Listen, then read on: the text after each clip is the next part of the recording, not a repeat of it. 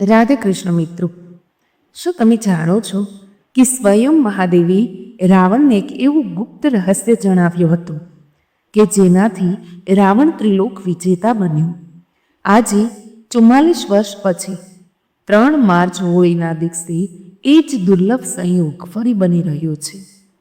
આજે હું તમને એક ગુપ્ત દેવવૃક્ષ વિશે જણાવીશ, જેને જો તમે આ મુહૂર્તમાં ચૂપચાપ સ્પર્શી લીધું તો આ 7 જન્મોની ગરીબી જળમૂળમાંથી ખતમ થઈ જશે. પરંતુ સાવધાન, જો તમે આ વિડીયોને વચ્ચેથી કાપી નાખ્યો અથવા જાણકારી અધૂરી છોડી તો તમે આખું વર્ષ પસ્તાતા રહી જશો. શું તમે તૈયાર છો તમારી કિસ્મતને 7મા આસમાને લઈ જવા માટે? તો ચાલો જાણીએ મહાદેવનું એક ગુપ્ત રહસ્ય. ભક્તો, આજના આ વિડીયોમાં આપણે જે ચમત્કારી દેવવૃક્ષો વિશે વાત કરવાના છીએ તે દેવવૃક્ષોમાં હોળીના દિવસે સ્વયં ભગવાન નારાયણજીનો વાસ હોય છે. અને આ વૃક્ષો તમારા ઘરની આસપાસ ખૂબ જ સરળતાથી મળી જશે. આ દેવવૃક્ષો વિશે સ્વયં મહાદેવે પોતાના પ્રિય ભક્ત રાવણને જણાવ્યું છે કે કોઈ પણ વ્યક્તિ સાચા સમયે, સાચા મુહૂર્ત પર અને સાચી ક્રિયા અનુસાર જો 4 માર્ચ હોળીના દિવસે આ વૃક્ષને સ્પર્શીને ચૂપચાપ આવી જાય છે તો તેના ઘરમાં સ્વયં નારાયણ એટલે કે ભગવાન વિષ્ણુજીનો વાસ થઈ જાય છે અને તેના જીવનમાં ચાલી રહેલી ગરીબી, દુઃખ, કષ્ટ બધું જ સમાપ્ત થઈ જશે. જન્મો જન્માંતરની ગરીબી તત્કાળ દૂર થઈ જશે. તમારું ભાગ્ય 7મા આસમાને પહોંચી જશે. જ્યાં પણ જશો ધન દોલત તમારી પાછળ આવશે. મિત્રો, તમને મારી એક નાનકડી વિનંતી છે કે વિડીયોને પૂરો જુઓ, ત્યારે જ લાભની પ્રાપ્તિ થઈ શકે છે. તેથી આ વિડીયોને પૂરો જુઓ. જો આજે તમે આ જ્ઞાનવર્ધક વિડીયોને વચ્ચે કાપી નાખશો તો જીવનમાં તમને ક્યારેય સફળતા હાંસિલ નહીં થાય અને તમે આખું વર્ષ પરેશાન જ રહેશો. ભક્તો, આ વિડીયોમાં અમે તમને એવા ઝાડ બતાવીશું જેના સ્પર્શ માત્રથી તમારી ગરીબી તત્કાળ દૂર થઈ જશે. જી હા મિત્રો, આ લક્ષ્મીજીની તમારા પર એવી કૃપા થશે કે આવનારા સમયમાં તમે ધનવાન બની જશો. તમે વર્ષભર પૂજા પાઠ, ટોણા ટોટકા, ઉપાયો કરતાં કરતાં થાકી ગયા હોય અને તમે રતિભર પણ ફાયદો ન થયો હોય તો 3 માર્ચ હોળી આ વખતે 44 વર્ષ પછી દુર્લભ સંયોગમાં આકાશ લાલ થવાનો છે. અને સાધુ સંતોએ પણ આ વૃક્ષો વિશે જણાવ્યું છે. તો જે ઝાડ વિશે અમે તમને જણાવવાના છીએ, જો તમે એને અમારા જણાવ્યા અનુસાર સાચો સમય, શુભ મુહૂર્ત જોઈને સ્પર્શી લો તો માની લો કે તમારા જીવનમાં થોડા દિવસો પછી ધનનો વરસાદ થવા લાગશે. પછી તમારા જીવનમાં તમને ઉન્નતિ કરતાં કોઈ નહીં રોકી શકે. તમારી દરેક મનોકામના પૂર્ણ થશે. ખુશીઓથી ભરાઈ જશે તમારું ઘર. તો ચાલો જાણીએ કે કયા એવા છોડ છે જેમને 3 માર્ચ એટલે કે હોળીના દિવસે સ્પર્શીને આવી જવાનું છે. પરંતુ તે પહેલાં જો તમે આ ચેનલ પર નવા છો તો અમારી ચેનલને સબસ્ક્રાઈબ કરી લેજો અને વિડીયોને લાઈક કરી, શેર કરી અને કમેન્ટમાં હર હર મહાદેવ અવશ્ય લખજો. તો મિત્રો, હિન્દુ સંસ્કૃતિમાં ઘણી પ્રકારની પૌરાણિક માન્યતાઓને મહત્ત્વ આપવામાં આવ્યું છે કે ઘણા એવા વૃક્ષ છોડ હોય છે જેમને દેવવૃક્ષ કહેવામાં આવ્યા છે અને ખૂબ જ શુભ પણ માનવામાં આવ્યા છે. પ્રકૃતિમાં રહેલા ઘણા એવા વૃક્ષ છોડ હોય છે જે આપણા જીવનમાં ચાલી રહેલી પરેશાનીઓને દૂર કરી દે છે. ખાસ વાત એ છે કે વૃક્ષ છોડની માત્ર લોકો પૂજા નથી કરતા, પરંતુ ઔષધિ તરીકે પણ પ્રયોગ કરે છે. આ ઘણા પ્રકારની મોટી મોટી બીમારીઓને પણ ઠીક કરે છે અને વેદ પુરાણોમાં પણ ઘણા પ્રકારના વૃક્ષ છોડનો ઉલ્લેખ છે. અમે તે ચમત્કારી વૃક્ષોની બતાવતા પહેલાં અમે તમને 3 માર્ચ હોળી વિશે જાણકારી આપી દઈએ, જેથી તમને તે દેવવૃક્ષોને સ્પર્શવા માટે સાચા અને શુભ મુહૂર્તની ખબર પડી જાય.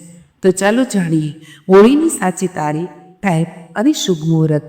પુણ્યકાળ વિશે પંચાંગ અનુસાર આ વર્ષે હોલિકા દહન 3 માર્ચ 2024 મંગળવારની રાત્રિ કરવામાં આવશે અને ફાલ્ગુન પ્રતિપદા તિથિ 3 માર્ચના રોજ સવારે 5:07 થી શરૂ થઈને 4 માર્ચના રોજ બપોરે 4:49 સુધી રહેશે.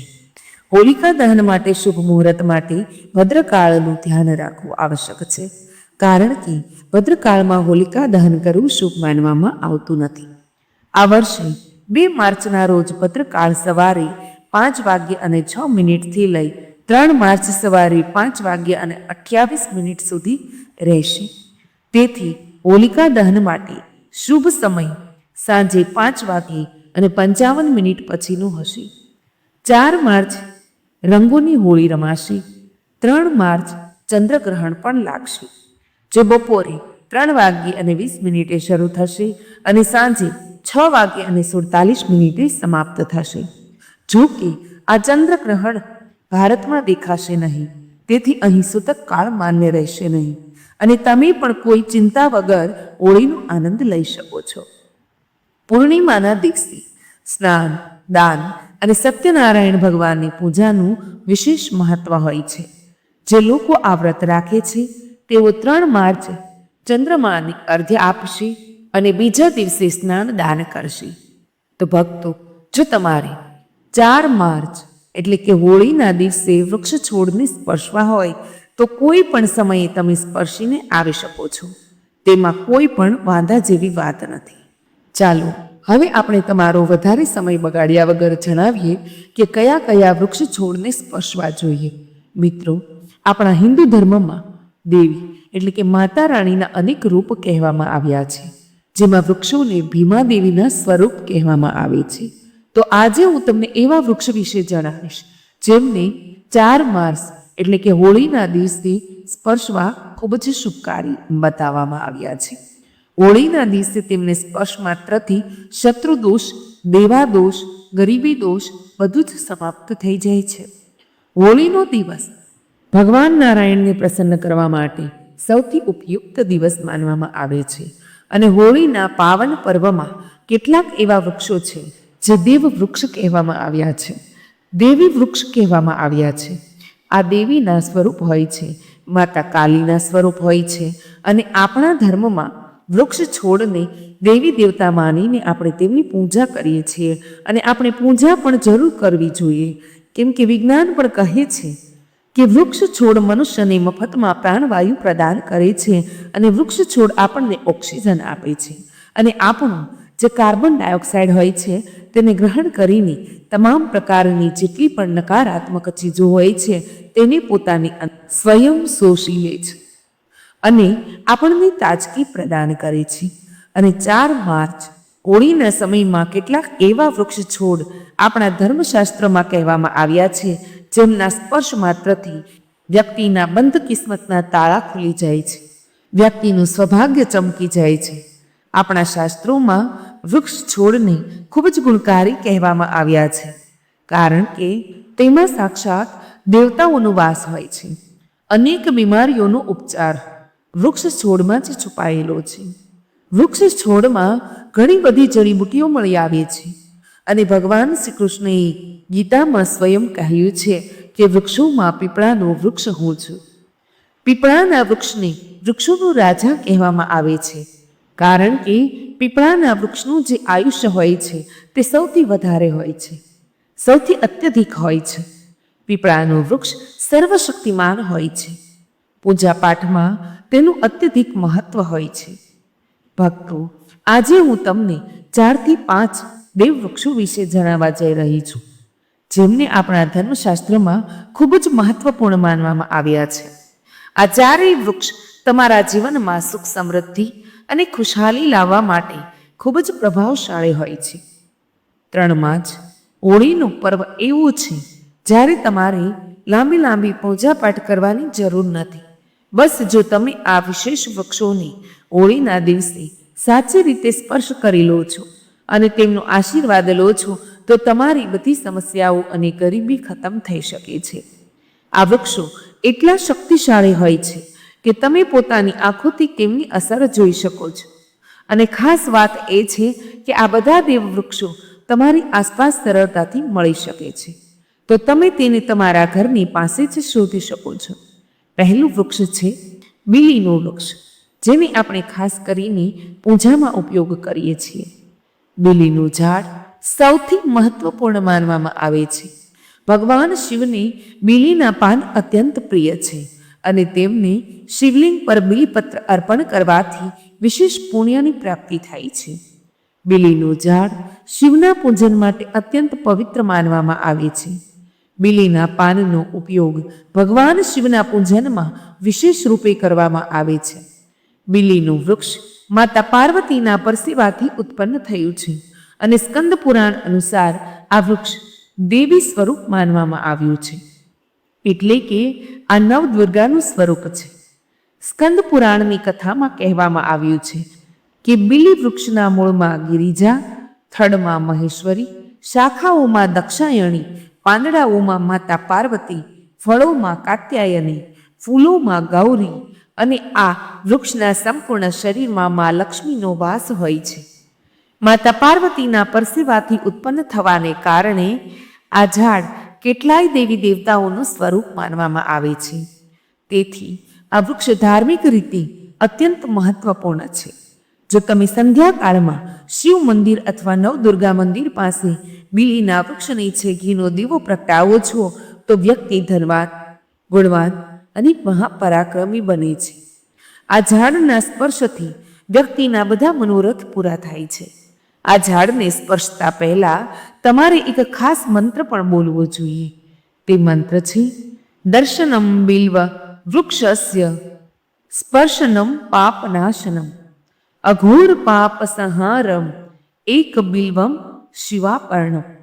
આનો અર્થ છે કે બીલી વૃક્ષનું દર્શન અને સ્પર્શ કરવા માત્રથી બધા પાપ સમાપ્ત થઈ જાય છે અને શિવને ચડાવેલું એક બીલીપત્ર અઘોર પાપોનો નાશ કરે છે. તો 4 માર્ચ હોળીના દિવસે આ બીલીના વૃક્ષને સ્પર્શીને પોતાની મનોકામના બોલો અને પછી ચૂપચાપ પાછા આવી જાઓ. તમારા બધા કષ્ટ, દુઃખ અને પાપ સમાપ્ત થઈ જશે અને તમે ધન, સુખ અને સમૃદ્ધિ પ્રાપ્ત કરશો. મિત્રો, હવે હું તમને બીજા છોડ વિશે જણાવું છું, જે પણ ખૂબ જ મહત્વપૂર્ણ છે. આ છોડ છે શમીનું વૃક્ષ. શમીના વૃક્ષને આપણા ધર્મશાસ્ત્રમાં જગદંબાના સ્વરૂપ તરીકે પૂજવામાં આવે છે. આ સ્વયં માં જગદંબાનું સ્વરૂપ છે અને આના પર માં જગદંબા સાક્ષાત બિરાજમાન રહે છે. જો તમે 4 માર્ચ એટલે કે હોળીના દિવસે સંધ્યાકાળમાં શમીના વૃક્ષ નીચે ધૂપ અને દીવો પ્રગટાવો છો તો તમારી બધી પરેશાનીઓ અને કષ્ટ દૂર થઈ જાય છે. આ સિવાય શમીના મૂળમાં સિંદૂર નાખવાથી વ્યક્તિને સારા સ્વાસ્થ્યની પ્રાપ્તિ થાય છે. જે લોકો લાંબા સમયથી બીમાર છે તેના માટે આ એક ખૂબ જ સારો ઉપાય છે.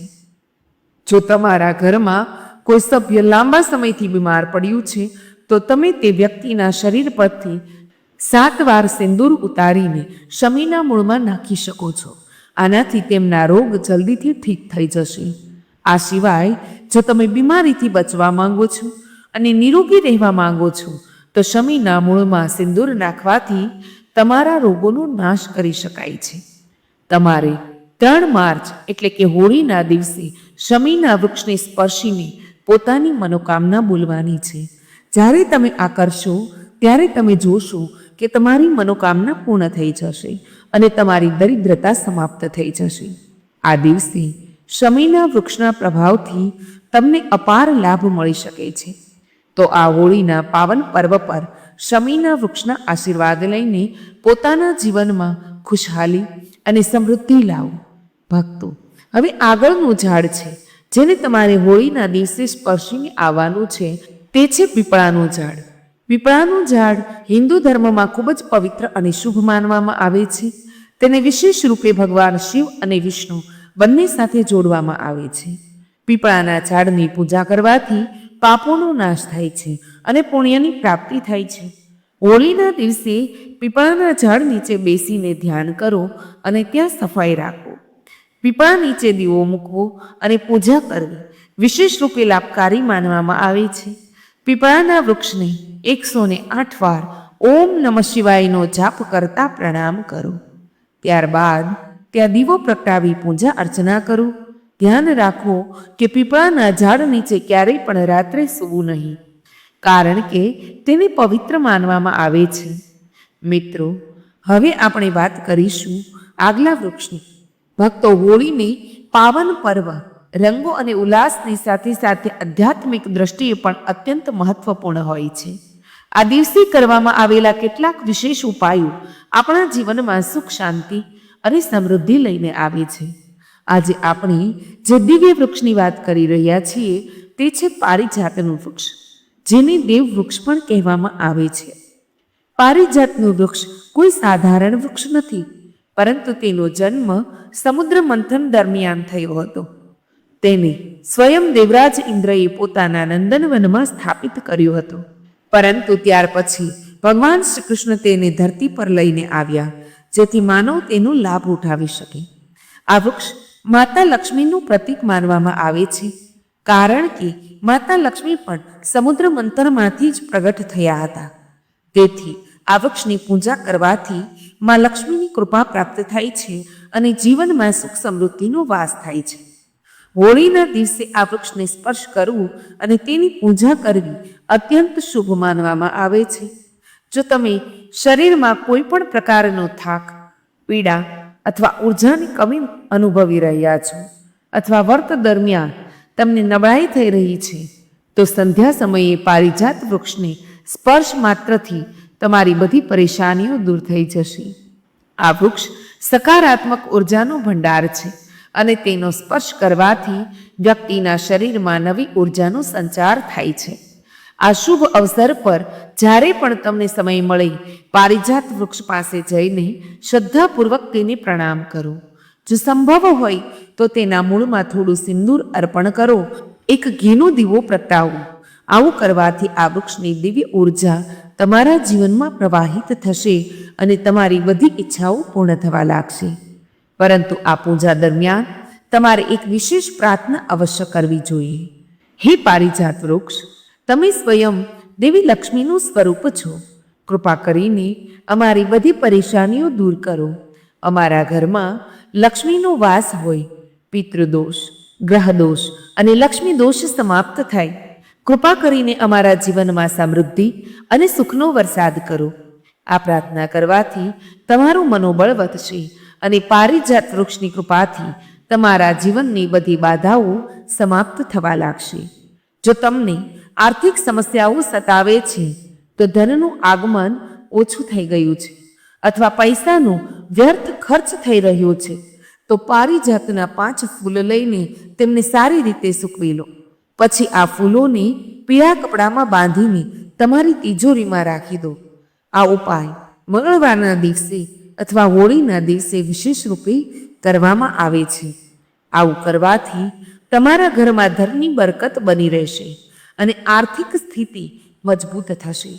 જો તમે જલ્દી ધનવાન બનવા માંગો છો, તો પોતાની કોઈ અધૂરી ઈચ્છા પૂરી કરવા માંગો છો, અથવા પોતાની જીવનમાં સફળતા અને સમૃદ્ધિથી ભરવા માંગો છો, તો પારિજાતના વૃક્ષની સાથે સાથે વટવૃક્ષ એટલે કે વડ અને આંબાના વૃક્ષનો પણ સ્પર્શ કરવો અવશ્ય છે. આ ત્રણેય વૃક્ષોને સ્પર્શ કરવાથી એટલી પ્રબળ સકારાત્મક ઉર્જા ઉત્પન્ન થાય છે કે કોઈ પણ બાધા તમારા માર્ગમાં નહીં આવી શકે. 3 માર્ચ હોળીના દિવસે આ ઉપાય અપનાવીને તમે તમારા જીવનને સુધારી શકો છો. ભક્તો, હોળીનો આ પાવન પર્વ માત્ર રંગોનો તહેવાર નથી, પરંતુ તે આધ્યાત્મિક દ્રષ્ટિએ પણ ખૂબ મહત્વપૂર્ણ માનવામાં આવે છે. આવો જ એક શુભ ઉપાય વટવૃક્ષ એટલે કે વડની પૂજા કરવાનો છે. વટવૃક્ષને હિન્દુ ધર્મમાં દેવ વૃક્ષ માનવામાં આવ્યું છે, જે વિશેષ રૂપે મહિલાઓ માટે અત્યંત પૂજનીય અને શુભ ફળ આપનાર હોય છે. વટવૃક્ષને ભગવાન શિવ અને માતા પાર્વતીનું સ્વરૂપ માનવામાં આવે છે. આ વૃક્ષ નીચે બેસીને સાધના કરવાથી વ્યક્તિને દીર્ઘાયુ, સંતાન સુખ, વૈવાહિક સુખ અને જીવનમાં ઉન્નતિ પ્રાપ્ત થાય છે. વિશેષ રૂપે મહિલાઓ આ વૃક્ષની પૂજા કરીને અખંડ સૌભાગ્યના આશીર્વાદ પ્રાપ્ત કરી શકે છે. એવું માનવામાં આવે છે કે વૃક્ષમાં ત્રિદેવ એટલે કે બ્રહ્મા, વિષ્ણુ અને મહેશનો વાસ હોય છે. તેથી તેની પૂજા કરવાથી ત્રણેય દેવતાઓની કૃપા પ્રાપ્ત થાય છે. હોળીના દિવસે આ પવિત્ર વૃક્ષ પાસે જઈને તેની પૂજા કરવાથી વિશેષ લાભ મળે છે. આ દિવસે સવારે સ્નાન કરીને સ્વચ્છ વસ્ત્રો ધારણ કરી અને વટ વૃક્ષ પાસે જાઓ. ત્યાં જઈને પેલા શ્રદ્ધાપૂર્વક આ વૃક્ષને પ્રણામ કરો અને ભગવાન શિવ તથા માતા પાર્વતીનું ધ્યાન કરો. ત્યારબાદ વટવૃક્ષના મૂળમાં દૂધ અને પાણી અર્પણ કરો. આવું કરવાથી જીવનમાં સુખ સમૃદ્ધિ આવે છે અને આર્થિક પરેશાનીઓ દૂર થઈ જાય છે. ત્યારબાદ વટવૃક્ષની ચારેય બાજુ પરિક્રમા કરો. પરિક્રમા કરતી વખતે મનોમન ઓમ નમઃ શિવાય મંત્રનો જાપ કરો. આ વૃક્ષની શાખાઓ અને થડને સ્પર્શીને પ્રણામ કરવા પણ ખૂબ જ શુભ માનવામાં આવે છે, કારણ કે આ જીવન અને સમૃદ્ધિનું પ્રતીક છે. હોળીનો દિવસ માત્ર રંગો અને મસ્તીનો તહેવાર નથી, પરંતુ તે એક આધ્યાત્મિક દિવસ પણ હોય છે. આજે આપણે એક એવા વિશેષ ઉપાયની વાત કરી રહ્યા છીએ જે આંબાના ઝાડ સાથે જોડાયેલો છે. આંબાનું ઝાડ હિન્દુ ધર્મમાં ખૂબ જ પવિત્ર અને શુભ માનવામાં આવે છે. આંબાના પાનનો પ્રયોગ પૂજા પાઠમાં કરવામાં આવે છે, વિશેષ રૂપે ભગવાન શિવની પૂજામાં. કહેવાય છે કે આંબાના ઝાડમાં સ્વયં દેવી દેવતાઓનો વાસ હોય છે, તેથી તેની પૂજા કરવાથી ઘરમાં સુખ શાંતિ આવે છે અને તમામ પ્રકારની નકારાત્મક ઉર્જા દૂર થાય છે. હોળીના દિવસે જો તમે આંબાના ઝાડ પાસે જઈને તેની પૂજા કરો છો તો તે ખૂબ જ શુભ હોય છે. તમે સવારે સ્નાન વગેરે કર્યા પછી સ્વચ્છ કપડાં પહેરો અને આંબાના ઝાડ પાસે જાઓ. ત્યાં જઈને પેલા ઝાડને હાથ જોડીને પ્રણામ કરો અને ભગવાન શિવનું ધ્યાન કરો. જો સંભવ હોય તો ઝાડની ચારે બાજુ કાચો સૂતર વીંટાળો અને પોતાના મનની કોઈ પણ શુભકામના કરો. ત્યારબાદ આંબાના પાન તોડીને શિવલિંગ પર અર્પણ કરો અને ઓમ નમઃ શિવાય આ મંત્રનો જાપ કરો. આ ઉપાય કરવાથી ભગવાન શિવ પ્રસન્ન થાય છે અને જીવનમાં બધી ઈચ્છાઓ પૂર્તિ થવા લાગે છે. આંબાનું ઝાડ માત્ર એક સાધારણ વૃક્ષ નથી, પરંતુ તે આપણા ધર્મ અને પરંપરાઓ સાથે જોડાયેલું છે. તેને સ્પર્શ માત્રથી સકારાત્મક ઉર્જાનો સંચાર થાય છે. તો મિત્રો, આજનો અમારો આ વિડીયો તમને કેવો લાગ્યો તે અમને કમેન્ટ કરીને અવશ્ય જણાવજો. અને અમારો વિડીયો સારો લાગ્યો હોય તો કમેન્ટ બોક્સમાં હર હર મહાદેવ અથવા તો જય મા લક્ષ્મી જરૂરથી લખશો. તો મિત્રો, મારી સાથે અંત સુધી જોડાઈ રહેવા બદલ આપ સૌનો ખૂબ ખૂબ આભાર. જય શ્રી કૃષ્ણ. રાધે રાધે.